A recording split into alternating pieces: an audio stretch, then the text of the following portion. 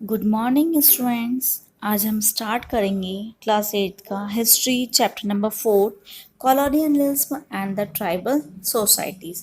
कैसे ट्राइबल लोग जो हैं उनको कॉलोनियल रूल में जो है प्रॉब्लम्स आती हैं, कैसे उनकी जो लाइफ स्पॉइल हो जाती है, सब चीज़ें उसके बारे में हम इस चैप्टर में पढ़ेंगे कि कैसे उनको सफ़र करना पड़ता है, कैसे एक जगह से दूसरी जगह उनको शिफ्ट हो जाना पड़ता है, क्या प्रॉब्लम उन लोगों को आती है एक जगह से दूसरी जगह शिफ्ट होने में। ठीक है, कॉलोनियल जो गवर्नमेंट है उनको कैसे जो है एक जगह से छोड़ करके दूसरी जगह सेट होने के लिए कहा जाता है।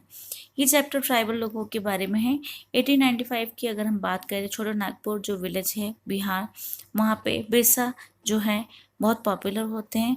ये जो है उनका एक संघ बनवाते हैं, एक मैजिशियन के रूप में मानते हैं, जो कि उनको लोगों को जो है इन सब चीज़ों से बाहर निकाला जाता है। ये डिक्यूज जो है वो आउटसाइडर्स के रूप में होते हैं। ये जो है आपके बिरसा जो है बॉर्न, जिनका जन्म होता है एक फैमिली जो कि मुंडास जो ट्राइबल ग्रुप होती है उनमें इनका जन्म होता है।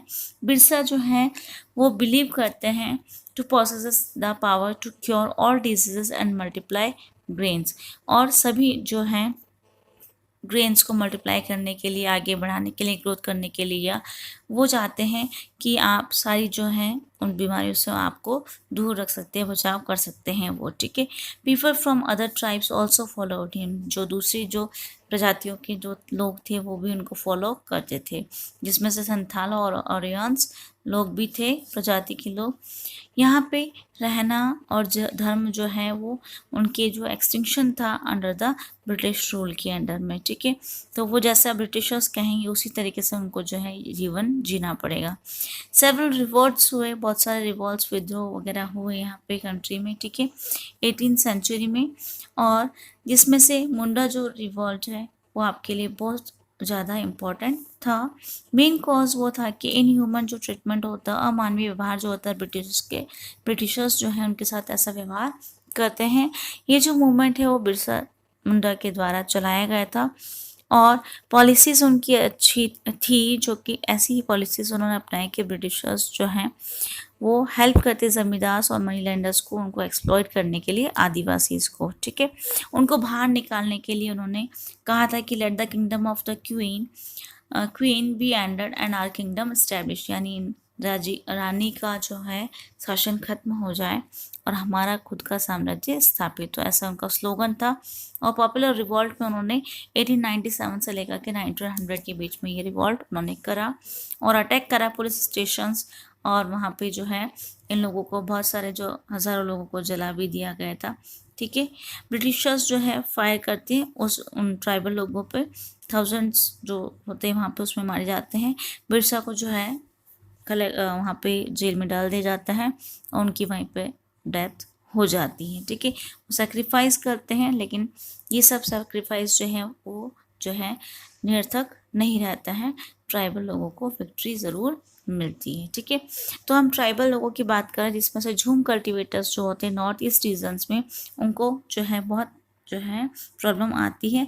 ये जो कल्टीवेशन होता है एक छोटे से पीस ऑफ लैंड पे होता है। कल्टीवेटर्स जो है ट्रीज़ को काटते हैं, उसको जलाते हैं और उसको वो यूज़ करते हैं उस लैंड को। ठीक है, वो स्प्रेड करते हैं एशेस को, फिर वहाँ पे from the fire which contain potash, उसमें पोटेश कंटेन होता है, इस वजह से जो है सॉइल फर्टाइल हो जाती है। ट्रीज़ जो है वो काटते हैं उनसे कुल्हाड़ी वगैरह से, और उसको सॉइल को जो है स्केच करते हैं, उसको फर्टाइल बनाने के लिए, कल्टीवेशन करने के लिए सीड्स जो है स्कैटर किए जाते हैं, डाले जाते हैं उस फील्ड पे। जब एक बार फसल जो है आ जाती है, उसकी कटाई के बाद जो है ये फार्मर्स शिफ्ट हो जाते हैं एक जगह से दूसरी जगह, यानी फसल की कटाई के बाद वो दूसरी जगह पे शिफ्ट हो जाते हैं। जैसे ही दूसरी जगह पे उन्होंने कटाई शुरू करी, उसके बाद वापस उसी चीज़ पे, उसी जगह पे वो रिटर्न हो जाते हैं। ये कल्टिवेटेड फील्ड जो है वो कुछ समय पीरियड के लिए छोड़ दी जाती है, उसकी फर्टिलिटी वापस से रिगेन करने के लिए। ये टाइप जो है आपके झूम या शिफ्टिंग कल्टीवेशन, अलग अलग नाम से जानी जाती हैं, वो प्रैक्टिस होती है। ये हिली एरियाज़, ये फॉरेस्टेड पार्ट जो होते हैं नॉर्थ ईस्ट और सेंट्रल इंडिया में जो लोग होते हैं, वो ट्राइबल जो है remain confined to forest only, वो उसी पे ही निर्भर रहते हैं, फॉरेस्ट एरिया में ही। ट्राइब्स जो होते हैं एज हंटर्स और गैदर्स के रूप में होते हैं उड़ीसा और सेंट्रल इंडिया में, ठीक है। उसमें बहुत सारे रीजंस हमारे ट्राइबल लोग जो है उनको जीवन यापन हंटिंग या गैदरिंग फूड प्रोड्यूस करके ही अपना जीवन यापन करना पड़ता है। हॉर्न्स जो होते हैं उड़ीसा के, वो बिलोंग करते हैं इसी कम्युनिटी से, और they went for regular hunting and then divided the whole meat amidst themselves. वो हंटिंग करते हैं और फिर आपस में बांट करके खाते हैं। फ्रूट्स और रूट्स से वो कलेक्ट करते हैं फॉरेस्ट से, और एक्सट्रैक्ट करते हैं oil from the seeds of trees, mahua और उससे फ्लावर से, महुआ फ्लावर से जो ऑयल सीड्स वगैरह लेते हैं। और श्रब्स जो हैं वो और हर्ब्स जो हैं वो फॉरेस्ट से लेकर के आते हैं मेडिसिनल पर्पस के लिए, ताकि उनसे दवाई वगैरह बना सकते हैं। लोकल वीवर्स और लेदर वर्कर्स जो होते हैं वो डिपेंड होते हैं कॉर्न्स पर, और वो सप्लाई करते हैं जो कि कुसुम और पलाश के फूलों को, जो कि डाई करने के काम में आता है लेदर और क्लोथ्स को, ठीक है। पीपल जो है फॉरेस्ट से जो है राइस और ग्रेन वगैरह लेते हैं, एक्सचेंज करते हैं for the valuable forest products के रूप में, ठीक है। Some of them worked in fields और did odd jobs to earn their livelihood. और उसके अलावा कुछ जो है दूसरों के वहाँ का फील्ड्स में काम करते हैं और जॉब्स करते हैं अपना जीवन यापन करने के लिए। बैगर ट्राइब्स जो है सेंट्रल इंडिया के, वो जो है प्रोड्यूस करते हैं forest and thought it dignified to work as labourers. और वो नहीं चाहते थे कि उस तरीके से वर्कर्स लेबरर्स के रूप में रहें। और ट्राइबल जो ग्रुप्स हैं बहुत products which were not produce in their locality. Tribal groups जो हैं ऐसे प्रोडक्ट्स लेकर के आते हैं जो कि उनकी वहाँ प्रोड्यूस नहीं होते हैं। For this they had to depend on traders. इसलिए उनको ट्रेडर्स और मनी लैंडर्स पर डिपेंड रहना पड़ता है, जो कि उनको लोन्स और हाई इंटरेस्ट रेट देते हैं। This reduce tribals interest rate of डेब्ट। जब वो लोन लेते हैं, कर्जा लेते हैं, तो उससे उनको कर्जदार बन जाते हैं, और जैसे जैसे वो कर्जदार बनते जाते हैं और वो और उसके तले और गरीबी में जाते रहते हैं, ठीक है। तो मनी लैंडर्स इस चीज़ का वो फ़ायदा उठाते हैं और इससे उनको बहुत बड़ी प्रॉब्लम आती है। ट्राइबल्स जो है as herders of animals north India और साउथ इंडिया में भी होते हैं। ऐसे ट्राइबल ग्रुप्स जो होते हैं हर्डिंग और रेयरिंग एनिमल्स पे डिपेंड रहते हैं उनका जीवन। और ट्राइबल्स जिसमें से पेस्टोरलिस्ट होते हैं जो कि एक जगह से दूसरी जगह शिफ्ट होते हैं विद हर्ड्स ऑफ शीप के साथ, ठीक है। जिसमें से आपके वन गुजर्स ऑफ पंजाब, लाबाडीज ऑफ आंध्र प्रदेश, गडीज जो होते हैं वो कुल्लू के, और बकरवाल कश्मीर के होते हैं। तो ये अलग अलग ट्राइबल ग्रुप्स हैं जो हर्डर्स के रूप में होते हैं एनिमल्स के। ट्राइबल्स जो कि सेटल होते हैं कल्टिवेटर्स के रूप में। छोटा नागपुर प्लेटो के बारे में अगर हम पढ़ें, इसमें बहुत सारे ट्राइबल्स ग्रुप होते हैं। Since the beginning of the 19th century के स्टार्टिंग में अगर देखें तो वो सेटल होते हैं कल्टिवेशन करने के लिए फील्ड्स में। वो स्टार्ट करते हैं प्लोइंग द लैंड, और which was earlier not use by the tribals. पहले ऐसा ट्राइबल लोग नहीं करते थे। धीरे धीरे ग्रेजुअली जो है वो उनको अधिकार मिल जाते हैं उन ज़मीन पे जहाँ पे वो रहते हैं। मुंडास जो होते हैं छोटा नागपुर के, वो बिलोंग करते हैं इस क्लास के लोगों से, और all of them had equal rights. उनको उनके ज़मीन के अधिकार मिल जाते। Powerful man often rented out there. जो पावरफुल होते हैं वो अपना रेंट दे देते हैं इस लैंड को, और इंस्टेड ऑफ कल्टीवेशन यानी खेती बाड़ी ने करके उनको कुछ रेंट पे दे देते हैं अपनी ज़मीन। ब्रिटिश जो है इन सेटल्ड ट्राइबल ग्रुप्स को, जैसे कि लाइक गॉन्स और संताल्स को जो है मोर सिविलाइज मानते हैं, जैसे कि हंटर और गैदरर्स को नहीं मानते थे। शिफ्टिंग कल्टिवेटर्स जो थे जो एक जगह से दूसरी जगह जाते, उनको सिविलाइज नहीं मानते थे। ब्रिटिशर्स जो थे वो regarded those living in forest to be wild and savage, and there was a need to make them settled and civilize. जो कि घुमंतु जो थे एक जगह से दूसरी जगह जाते थे, ये सेटल्ड लाइफ नहीं जीते थे, उनको जो है वाइल्ड जंगली वो बोलते थे Britishers. What happen to the tribal chiefs.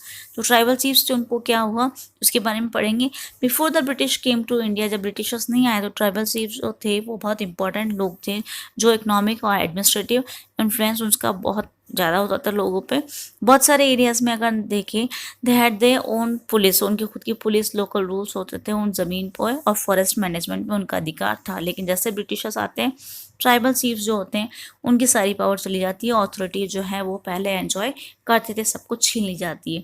What happen to the shifting cultivators को क्या हुआ, ब्रिटिशर्स जो हैं वो चाहते थे कि ट्राइबल्स जो है वो सेटल्ड कल्टिवेटर्स के रूप में देखने जाते थे, लेकिन सेटल्ड पीजेंट्स जो है वो कंट्रोल नहीं हो सकते इजीली, इसलिए it even give a regular source of revenue to the state. उससे रेगुलर जो है सोर्स भी चाहिए था। British therefore introduce land settlement, इसलिए ब्रिटिशर्स ने लैंड सेटलमेंट करवाया। It was to be done by measuring land, जो कि मेजर करके किया जाना था, फिक्स करना था demand for the state. Some peasants were declared owners of the land, कुछ को वो ज़मीन दी गई और उसके ऑनर उन्हीं को बना दिया गया था, लेकिन दूसरे लोगों को जो है नहीं बनाया गया था। टेनेंट्स हैड टू पे रेंट टू द ऑनर्स को, उनको पैसा देना पड़ता था, रेंट देना पड़ता था, और रेवेन्यू जो है वो भी टर्न पे करने के लिए, ठीक है। British effort to settle jhum cultivation paid rich dividends, और इसके लिए उनको जो है बहुत सारी मात्रा में उनको पैसा देना पड़ता था जूम कल्टिवेशन जो करते थे उनके लिए, ठीक है। नेक्स्ट है forest laws and their impact. Forest laws बनाए गए, जो उसके जो इफ़ेक्ट्स रहे तो उसके बारे में हम पढ़ेंगे। जो लाइफ थी ट्राइबल लोगों की वो डायरेक्टली लिंक होती फॉरेस्ट से, वो सब चीज़ों के लिए, खाने के लिए, मेडिसिनल थिंग्स के लिए जो जंगल पे फॉरेस्ट पे निर्भर रहते तो उन पे क्या असर होता है उसके बारे में हम इसमें पढ़ेंगे। Any change in laws of forest would have a direct impact on the life of the tribals. जैसे ही आपके कोई भी कानून बनता है, फॉरेस्ट लॉज बनते हैं, तो उसका सीधा असर जो है, प्रभाव किस पे पड़ता है, जो ट्राइबल लोग होते हैं उन लोगों पे, ठीक है, जो जंगलों में रहते हैं। फॉरेस्ट प्रोड्यूसिंग टिम्बर व कॉल्ड रिजर्व फॉरेस्ट, जो ऐसे फॉरेस्ट जहाँ पर टिम्बर वगैरह प्रोड्यूस होता है वो रिजर्व फॉरेस्ट थे। इस टाइप के फॉरेस्ट जो है वो ट्राइबल लोग जो है वहाँ पे अलाउड नहीं होते, इससे उनकी प्रॉब्लम और बढ़ जाती है। But once tribals were stop from going to forest, जैसे इन ट्राइबल लोगों का एंट्रेंस बंद हो जाता है फॉरेस्ट में, ब्रिटिशर्स को और डिफ़िकल्टी आती है।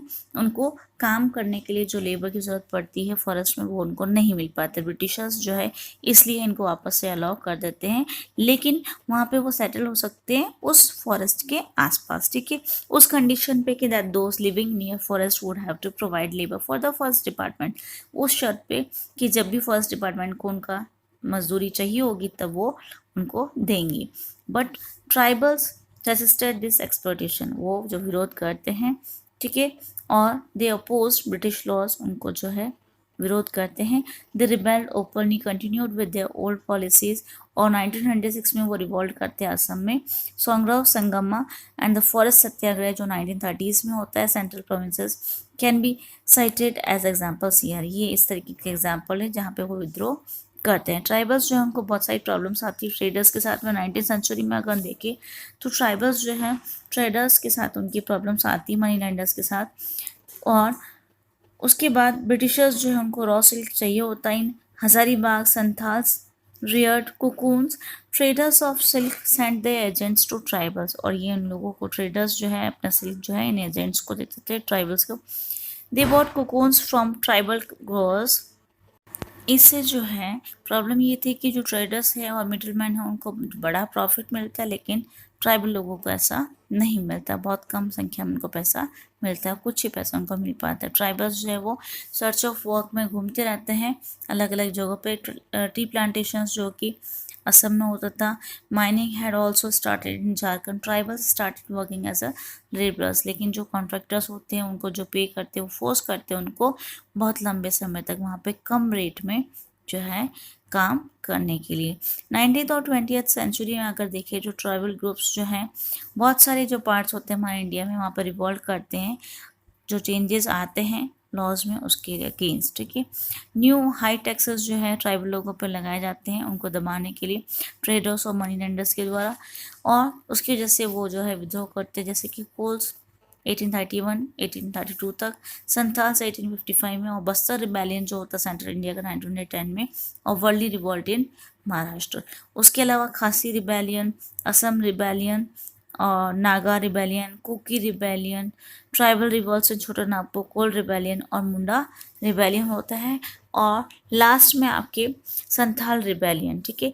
केस स्टडी आपको जो है बिरसा मुंडा के बारे में दी गई है जो कि आपके रिबेल करते हैं against the Britishers in 18th century, ठीक है। और हमने ये भी बताया था आपको इनका जन्म 1870s में होता है, जो एक पुअर फैमिली होती है, और वो ऐसी इस तरीके से अपने बचपन से ही ग्रेजिंग करते हैं, और इन्होंने ही इन ट्राइबल लोगों को जो है आगे ये रिवॉल्ट करने के लिए अपनी सहायता दी, और उसके बाद 1900 में बिरसा जो है उनकी डेथ हो जाती है कोलेरा से, और ये मूवमेंट जो है वो वीक हो जाता है। लेकिन फिर भी यह जो है फोर्स करता है ब्रिटिशर्स को कि वो ऐसे कानून ना बनाए जिससे कि उनको जो प्रॉब्लम आए ट्राइबल लोगों को, और उनकी ज़मीन जो है ट्राइबल लोगों की वो आसानी से नहीं ले सकते। स्ट्रेंथ थी उन लोगों की, कैपेसिटी थी ट्राइबल लोगों की कि वो रिबेल कर पाए against the injustice of the Britishers, और they did this with their will power. ये उनकी इच्छा शक्ति थी, दृढ़ इच्छा शक्ति, जिससे ही वो ये कर पाए और ये स्ट्रगल कर पाए, और उनको जो है वो जीत हासिल मिलती है। जो सेक्रीफाइस है बिरसा का, वो उनके लीडर का, वो व्यर्थ नहीं जाता है। उनको सब चीज़ें जो है धीरे धीरे ब्रिटिश गवर्नमेंट से जो है मिलती जाती है, तो उनको फ़ायदा होता है। तो ये था, हमने ट्राइबल लोगों के बारे में पढ़ा, कैसे उन्होंने रिवॉल्ट करा अगेंस्ट द ब्रिटिश रूल। जो ब्रिटिशर्स के अगेंस्ट उन्होंने विद्रोह करा उसके बारे में हमने पढ़ा, उनकी लाइफ वगैरह के बारे में। इस चैप्टर में आपको कोई प्रॉब्लम होती है तो आप दोबारा से पूछ सकते हैं। इसके क्वेश्चन आंसर्स हम नेक्स्ट जो वीक होगा उसमें हम करेंगे इसको कंप्लीट।